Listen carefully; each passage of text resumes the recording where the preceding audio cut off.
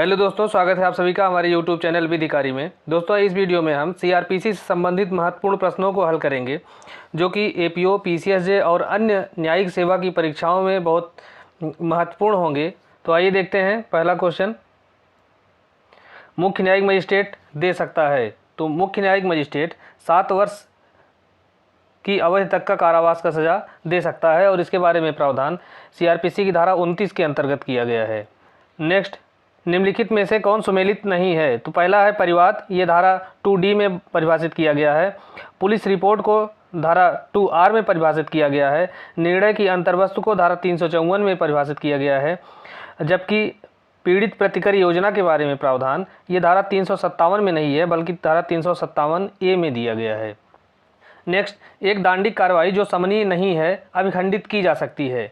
तो यह कार्रवाई किसके द्वारा अभिखंडित की जा सकती है? तो इसको सीआरपीसी की धारा 482 के तहत हाई कोर्ट के द्वारा अपनी अंतर्निहित शक्तियों का प्रयोग करते हुए अभिखंडित किया जा सकता है। जबकि ऐसी जो कार्रवाई है वह तुच्छ प्रकृति की है या तंग करने वाली है, तो ऐसी स्थिति में हाई कोर्ट उसे अभिखंडित कर सकता है।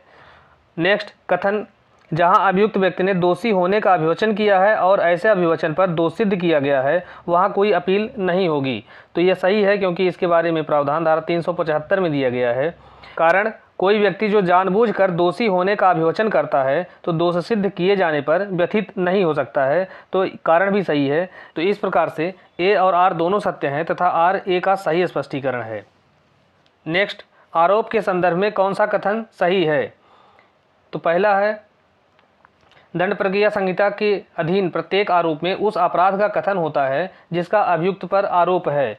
तो यह बात सही है क्योंकि इसके बारे में प्रावधान सीआरपीसी की धारा 211 में दिया गया है। दूसरा कथन है, यदि एक ही समव्यवहार के क्रम में एक से अधिक अपराध एक ही व्यक्ति द्वारा किया गया है तो ऐसे प्रत्येक अपराध के लिए एक ही विचारण में उस पर आरोप लगाया जा सकता है। तो दूसरा कथन भी सही है और इसके बारे में प्रावधान सीआरपीसी की धारा 220 के अंतर्गत किया गया है। तो इस प्रकार से 1 और 2 दोनों सही हैं। नेक्स्ट, किसी चालू रहने वाले अपराध की दशा में नया परिसीमा काल प्रारंभ होता है। तो इसके बारे में प्रावधान सीआरपीसी की धारा 472 के अंतर्गत किया गया है। धारा 472 के अनुसार किसी चालू रहने वाले अपराध की दशा में नया परिसीमा काल उस समय के प्रत्येक क्षण से प्रारंभ होगा जिसके दौरान ऐसा अपराध चालू रहता है। तो चौथा विकल्प सही है। नेक्स्ट, सुमेलित कीजिए। तो पहला है अग्रिम जमानत। तो अग्रिम जमानत के बारे में प्रावधान सीआरपीसी की धारा 438 में दिया गया है। परिवाद पर संज्ञान, इसके बारे में प्रावधान धारा 190 के अंतर्गत किया गया है। न्यायालयों की भाषा, इसके बारे में प्रावधान धारा 272 में किया गया है। और अभ्यासिक अपराधियों से सदाचार के लिए प्रतिभूत, ये धारा 110 के अंतर्गत ली जाती है। तो इस प्रकार से 3, 4, 1, 2 चौथा विकल्प सही है। नेक्स्ट, सीआरपीसी की निम्नलिखित में से कौन सी धारा आपराधिक विधि संशोधन अधिनियम 2018 द्वारा संशोधित की गई थी?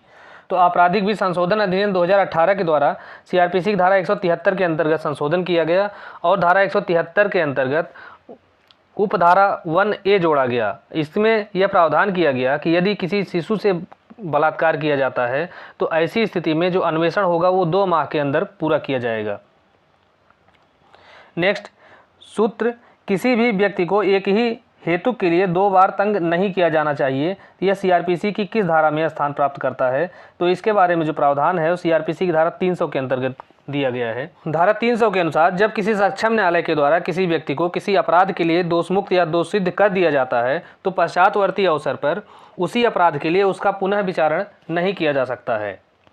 नेक्स्ट, जबकि भारतीय दंड संहिता की धारा 376 घ के अधीन पारित दंडादेश के विरुद्ध सीआरपीसी की धारा 374 के अंतर्गत अपील दाखिल की गई है तो ऐसी अपील का निपटारा होगा। तो ऐसी अपील का निपटारा अपील दाखिल करने की तारीख से 6 महीने के अंदर किया जाएगा। तो आईपीसी की धारा 376 घ के अंतर्गत गैंग रेप को दंडनीय बनाया गया है और गैंग रेप के मामले में जब दोष सिद्धि की जाती है और दोष सिद्धि से अपील की जाती है तो ऐसी अपील का निपटारा 6 महीने के अंतर्गत किया जाएगा। और इसके बारे में जो प्रावधान है वह 2018 के संशोधन के द्वारा सीआरपीसी में जोड़ा गया है और इसके तहत धारा 374 में खंड 4 जोड़कर यह व्यवस्था की गई कि धारा 376 DIPC के तहत जब कोई अपराध किया जाता है और उसकी अपील की जाती है तो ऐसी अपील का निस्तारण 6 महीने के अंदर किया जाएगा। नेक्स्ट, CRPC का कौन सा प्रावधान बंदी प्रत्यक्षीकरण रिट के समान है? तो यह प्रावधान धारा 97 के अंतर्गत किया गया है।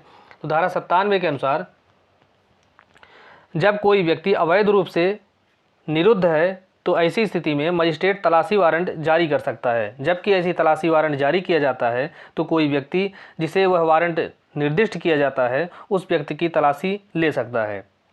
नेक्स्ट, CRPC की धारा 166 क के अंतर्गत जब तलाशी भारत से बाहर होती है तब दांडिक न्यायालय अनुरोध पत्र जारी करता है।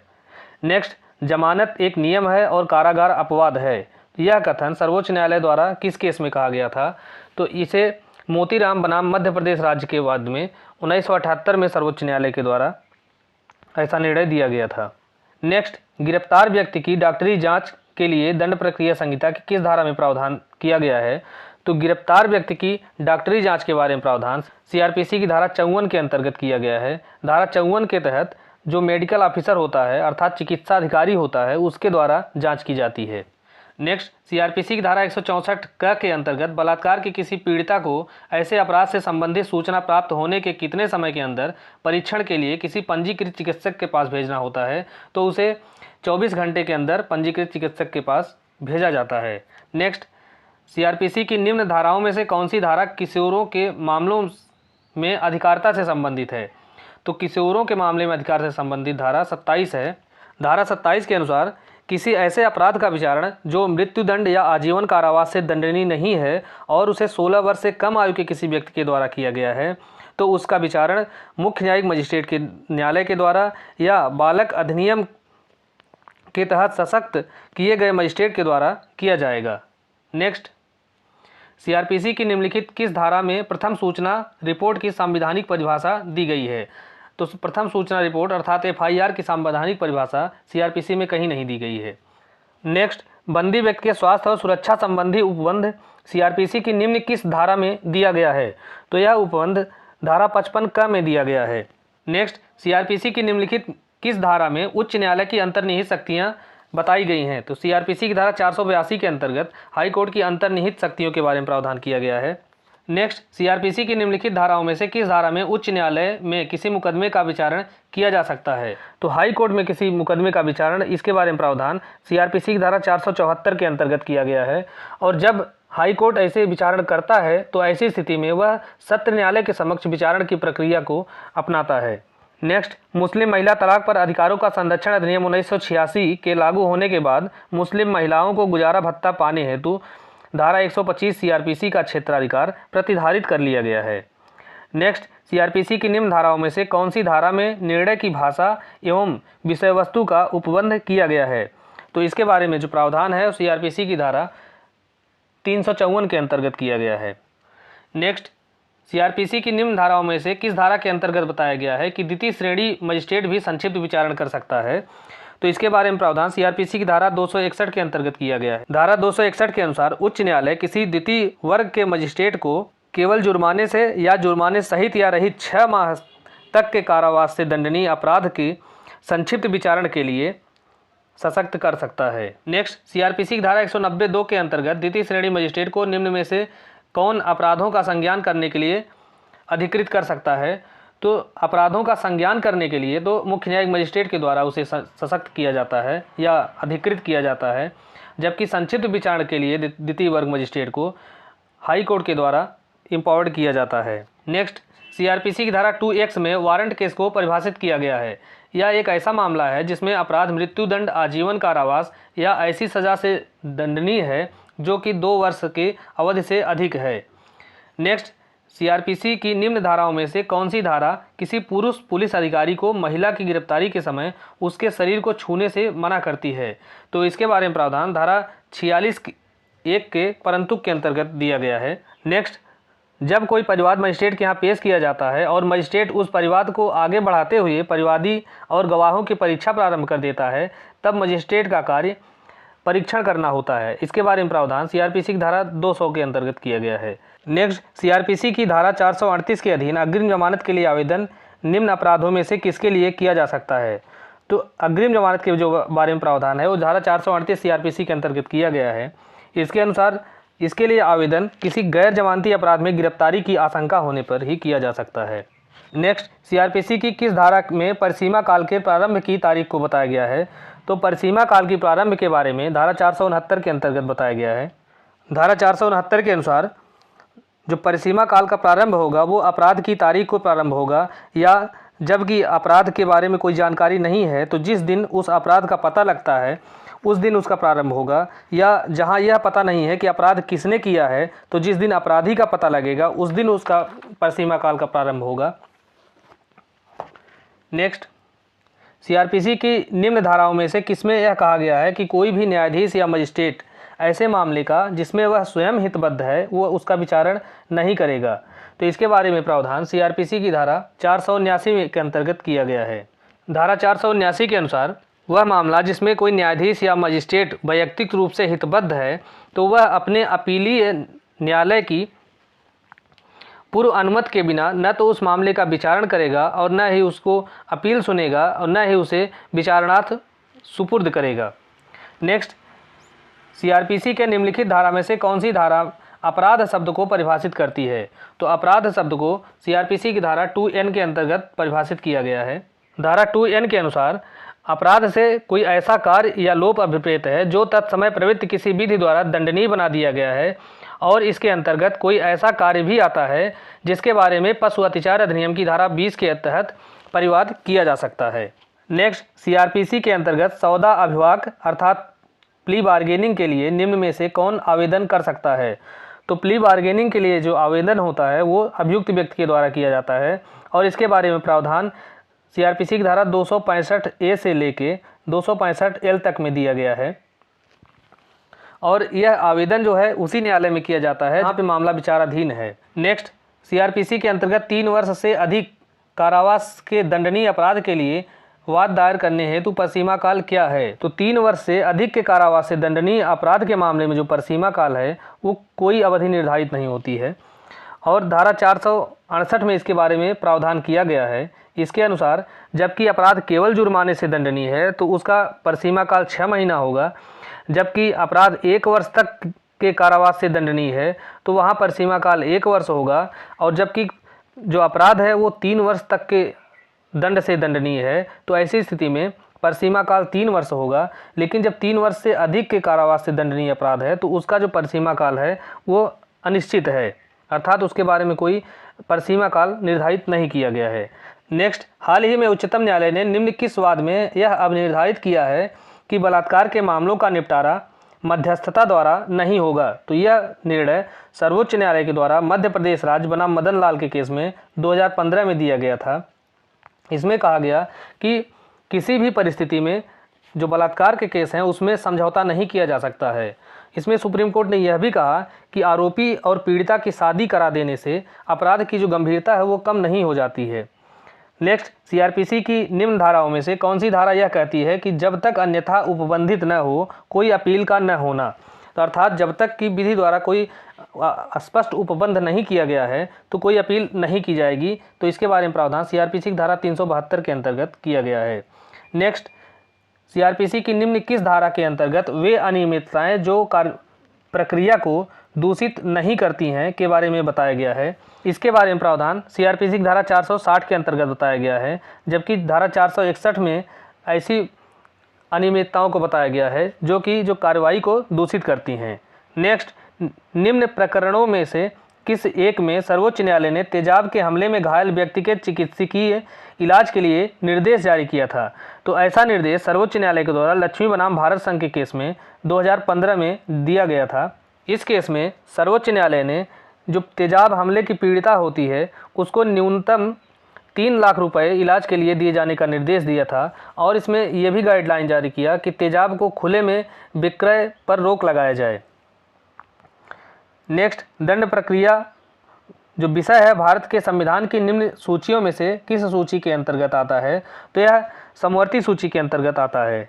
नेक्स्ट, दंड प्रक्रिया संहिता की निम्न किस धारा में हुए अनियमितताएं जो कार्यवाही को दूषित करती हैं वो बताई गई हैं। तो इसके बारे में जो सीआरपीसी की धारा 461 के अंतर्गत प्रावधान किया गया है। नेक्स्ट, सीआरपीसी की धारा 2D में परिभाषित परिवाद निम्नलिखित में से कैसे अपराध से संबंधित है। तो धारा 2D के अंतर्गत परिवाद को परिभाषित किया गया है और यह संज्ञेय या असंज्ञेय किसी भी मामले में किया जा सकता है। तो धारा 2D के अनुसार परिवाद से तात्पर्य है मजिस्ट्रेट द्वारा कार्रवाई किए जाने की दृष्टि से उसको मौखिक या लिखित रूप में किया गया अभिकथन है और इसके अंतर्गत पुलिस रिपोर्ट नहीं आती है। तो इसमें यह नहीं बताया गया है कि यह मामला संज्ञेय अपराध से संबंधित होना चाहिए या असंज्ञेय अपराध से। तो इस प्रकार से संज्ञेय और असंज्ञेय दोनों मामलों में परिवाद किया जा सकता है। नेक्स्ट, सीआरपीसी की निम्न किस धारा में यह कहा गया है कि गिरफ्तार व्यक्ति को गिरफ्तारी के बाद 24 घंटे के अंदर मजिस्ट्रेट के समक्ष प्रस्तुत करना आज्ञापक है। तो इसके बारे में जो प्रावधान है वो सीआरपीसी की धारा 57 के अंतर्गत किया गया है।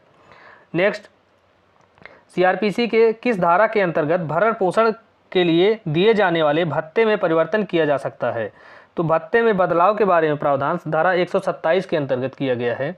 नेक्स्ट, सीआरपीसी की धारा 438 के अधीन अग्रिम जमानत निम्नलिखित प्रकार के अपराधों के लिए है। तो अग्रिम जमानत गैर जमानती अपराधों के लिए होती है, अर्थात गैर जमानती अपराधों में जबकि व्यक्ति को आशंका है कि उसे गिरफ्तार किया जा सकता है तो वह सीआरपीसी की धारा 438 के तहत हाई कोर्ट या सत्र न्यायालय के समक्ष आवेदन कर सकता है कि ऐसी गिरफ्तारी की स्थिति में उसको जमानत पर छोड़ दिया जाए। नेक्स्ट, सीआरपीसी की धाराओं में से किस धारा में संज्ञेय अपराध को परिभाषित किया गया है।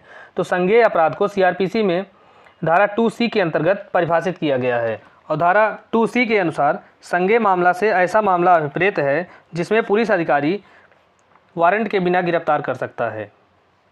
नेक्स्ट, राज्य सरकार के द्वारा दंडादेश के विरुद्ध अपील दंड प्रक्रिया संहिता की किस धारा के अंतर्गत की जा सकती है। तो धारा 377 के तहत राज्य सरकार के द्वारा दंडादेश के विरुद्ध अपील की जाती है। नेक्स्ट, किसी गर्भवती स्त्री के मृत्यु दंड को आजीवन कारावास के रूप में कौन लघुकरण कर सकता है। तो सीआरपीसी की धारा 416 के तहत किसी ऐसी स्त्री जो कि गर्भवती है और उसे मृत्यु दंड दिया गया है तो उसके मृत्यु दंड को आजीवन कारावास के रूप में उच्च न्यायालय के द्वारा लघुकरण किया जा सकता है। नेक्स्ट, दंड प्रक्रिया संहिता की कौन सी धारा यह उपबंध करती है कि सत्र न्यायालय द्वारा दिए गए मृत्यु दंड का निष्पादन करने से पूर्व उच्च न्यायालय के द्वारा उसकी पुष्टि किया जाना आवश्यक है। तो इसके बारे में प्रावधान सीआरपीसी की धारा 366 के अंतर्गत किया गया है। नेक्स्ट, मृत्यु दंड की पुष्टि के लिए उच्च न्यायालय के कम से कम कितने न्यायाधीशों के हस्ताक्षर की आवश्यकता होती है। तो इसमें कम से कम 2 न्यायाधीशों के हस्ताक्षर की आवश्यकता होती है और इसके बारे में प्रावधान सीआरपीसी की धारा 369 के अंतर्गत किया गया है। नेक्स्ट, समनीय तथा असमनीय अपराधों का वर्गीकरण दंड प्रक्रिया संहिता के अंतर्गत कहाँ दिया गया है। तो समनीय और असमनीय अपराधों का वर्गीकरण सीआरपीसी की धारा 320 के अंतर्गत किया गया है। नेक्स्ट, दीना बनाम भारत संघ का वाद किससे संबंधित है। तो दीना बनाम भारत संघ का वाद फांसी के द्वारा मृत्यु दंड दिए जाने से संबंधित है। तो दोस्तों, इस प्रकार से इस वीडियो में हमने सीआरपीसी के अत्यंत महत्वपूर्ण 50 प्रश्नों को हल किया है जो कि आने वाली जो परीक्षाएं हैं जहां भी सीआरपीसी से संबंधित प्रश्न पूछे जाते हैं उसके लिए बहुत महत्वपूर्ण साबित होंगी। उम्मीद है कि हमारा वीडियो आपके लिए बहुत सहायक साबित होगा। वीडियो पसंद आए तो आप हमारे चैनल को सब्सक्राइब करें, वीडियो को लाइक करें और अपने दोस्तों के साथ शेयर करें। धन्यवाद।